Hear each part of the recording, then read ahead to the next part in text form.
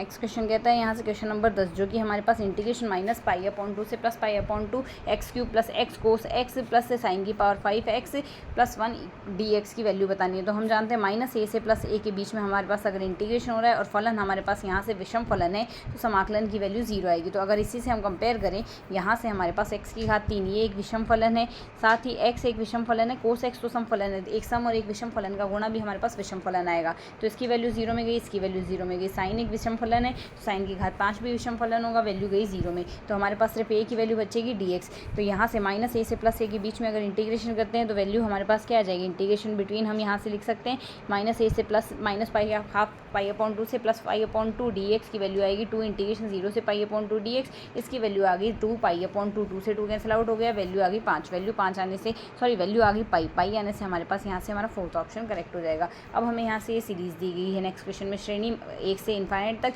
1 + 1 upon n की power whole power n है। तो यहाँ से इसका अगर nth टर्म देखें तो हम जानते हैं अगर लिमिट हम अप्लाई करें u n की जो लिमिट आएगी अगर 0 आती है तो उसके केस में कन्वर्जेंट हो सकता है, अगर 0 ही नहीं है तो वो डाइवर्जेंट ही होगी, फिक्स है। तो यहाँ से अगर देखें तो इसका nवां पद है हमारे पास ये आएगा, इसमें अगर लिमिट लगाएंगे तो n टेंड्स टू इन्फाइनाइट पे वैल्यू e आ रही है तो इसकी लिमिट आएगी e जो कि हमारे पास 0 नहीं है। 0 नहीं आना दर्शा रहा है कि ये अपसारी होगी, तो ये श्रेणी होगी अपसारी। नेक्स्ट क्वेश्चन कहता है यहाँ से हमारे पास sine inverse 1/5 plus cos inverse x of sine theta में ये वैल्यू इक्वल्स टू 1 है। तो हम जानते हैं साइन पाई अपॉन 2 की वैल्यू 1 होती है। तो अगर उसी कंसेप्ट से लगाएं sine inverse x plus cos inverse x equals to हमारे पास पाई अपॉन 2 आएगा। तो एक्स इक्वल्स टू यहाँ से दोनों कोण बराबर होने चाहिए, एक्स की वैल्यू आ जाएगी हमारे पास 1/5। बेसिक कंसेप्ट से हम ये ऑप्शन करेक्ट कर सकते हैं। नेक्स्ट क्वेश्चन कहता है प्रथम पाद में यहाँ से y equals to square root of x और x equals to 2 pi upon 3 है। तो एक्स के परिबद्ध क्षेत्र में क्षेत्रफल हमें बताना है क्या होगा। तो इसका क्षेत्रफल अगर हम देखें तो y square equals to x आएगा इसमें और वाई इक्वल्स टू आएगा एक्स माइनस 3/2।